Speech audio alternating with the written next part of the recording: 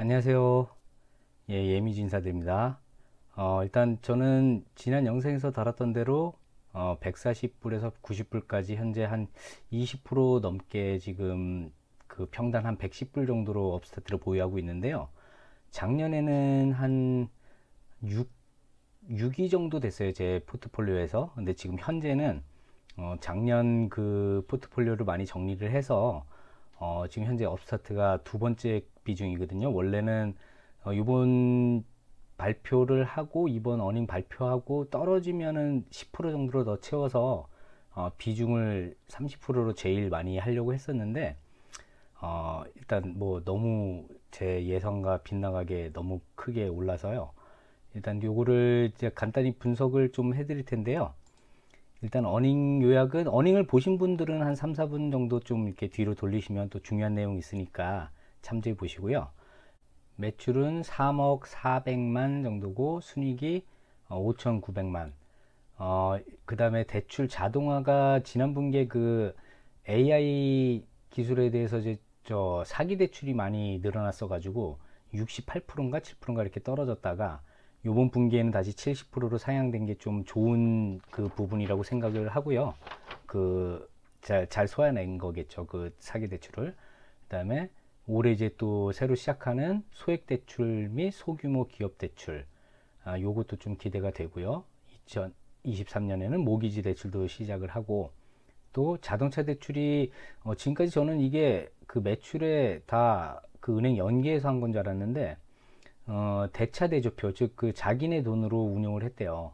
그리고 요거를 이제 올해 지금 2022년도에는 은행을 연계해서 이제 한다는 것이고 그다음에 또 지금 지난달 아니 지난주인가 그때 이제 부실률 관련해 가지고 이제 많이 떨어진 계기가 됐었던 내용들도 제가 예상했던 바대로 이제 파트너사나 이제 업사트나 다 예상한 그 내용이었다는 거. 이거는 뒤에 부분에 좀 중요한 부분 다시 한번 설명을 드릴 거고요. 그다음에 자동차 대출이 15억 달러가 이게 매출이 아니고요. 그 대출 총량의 15억 달러니까 이것도 뒷부분에 자세하게 한번 다시 설명을 드릴게요. 착각하시면 안 돼요. 그다음에 2022년 예상 매출 자체가 14억 달러 정도. 그러니까 그 2021년 8억 몇 천만이었으니까 지금 거의 65% 성장을 예상을 하는 거거든요. 예.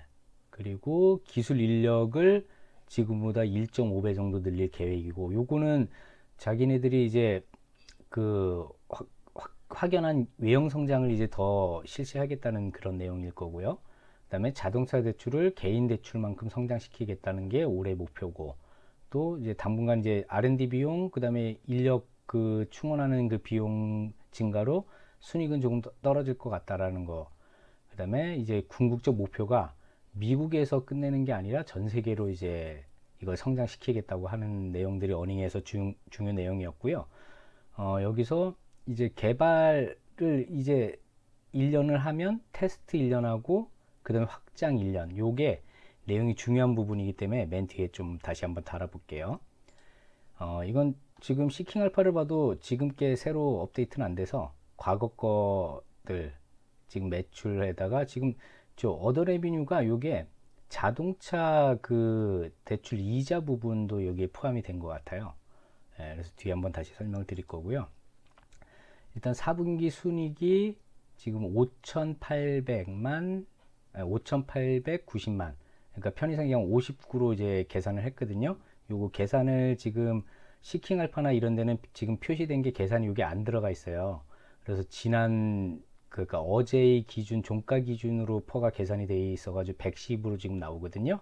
그래서 요거를 지금 저 4분기까지 이제 계산해 보면 여기 순이익이 요 세 개를 더해서 지금 현재의 요거 59 요거 더해 가지고 하면은 135.4 요거를 이제 계산을 하면 되거든요.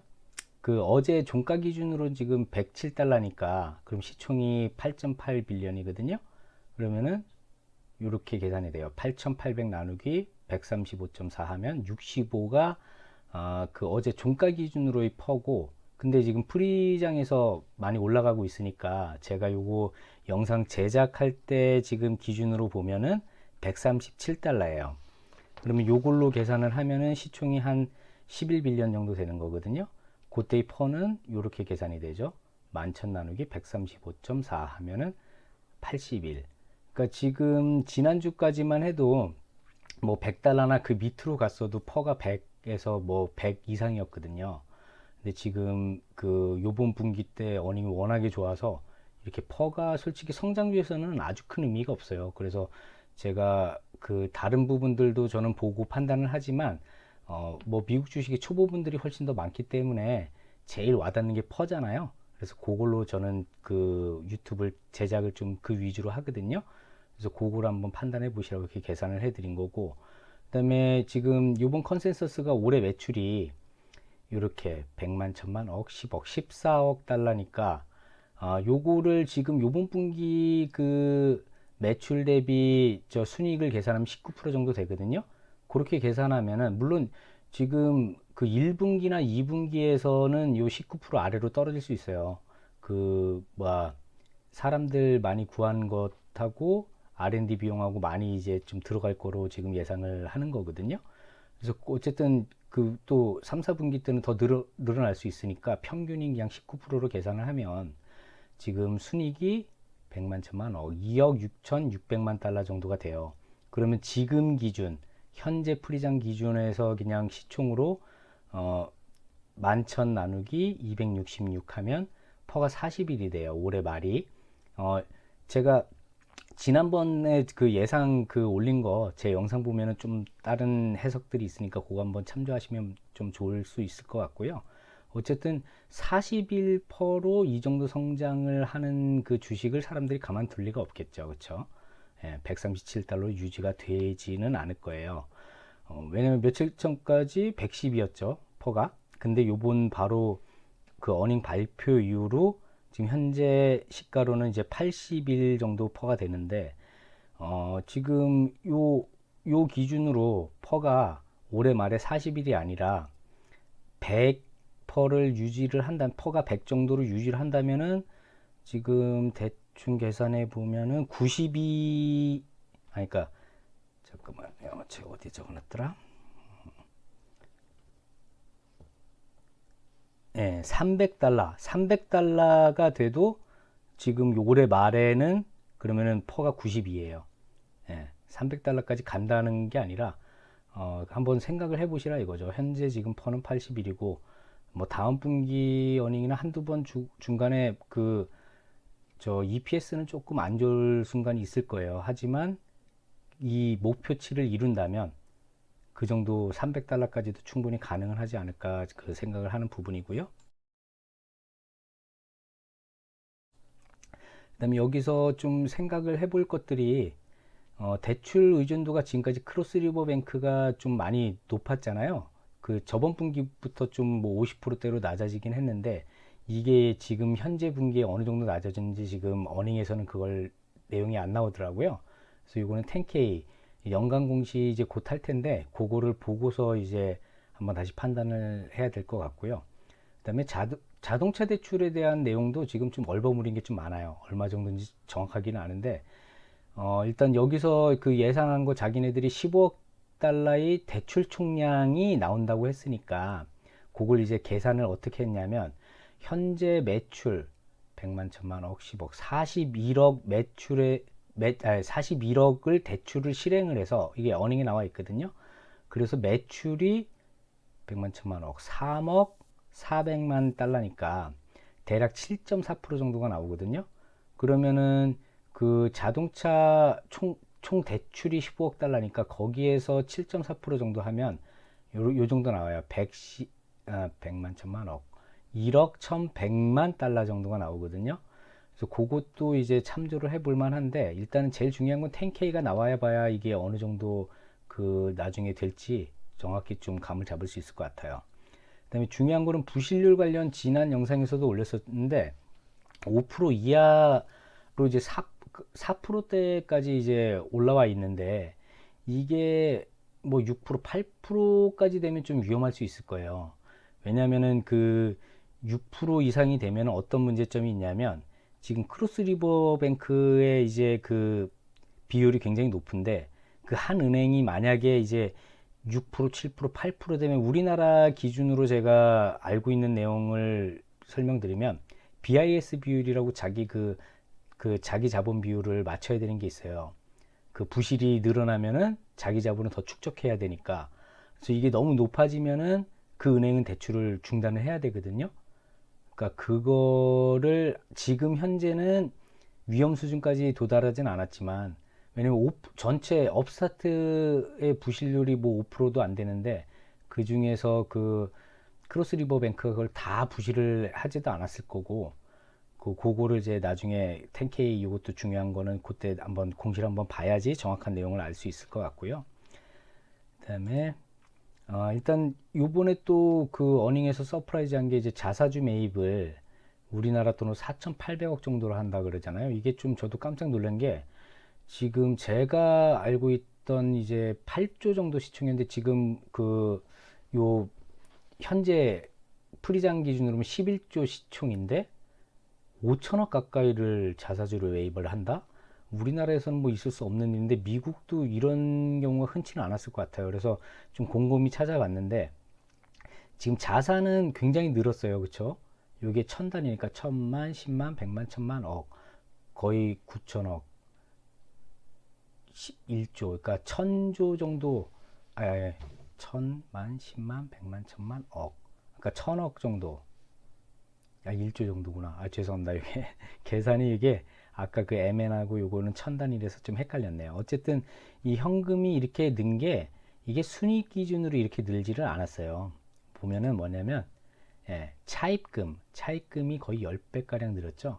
요 부분을 제가 이것도 10K를 봐야지 정확한 건 알 수 있지만 지금 추측할 수 있는 거는 그 자동차 대출을 자기네 그 대차 대조표를 이용했다는 그 내용 있잖아요. 그러니까 자기네가 직접 그 대출을 실행을 해가지고 그 자본력이 좀 더 필요할 거 아니에요.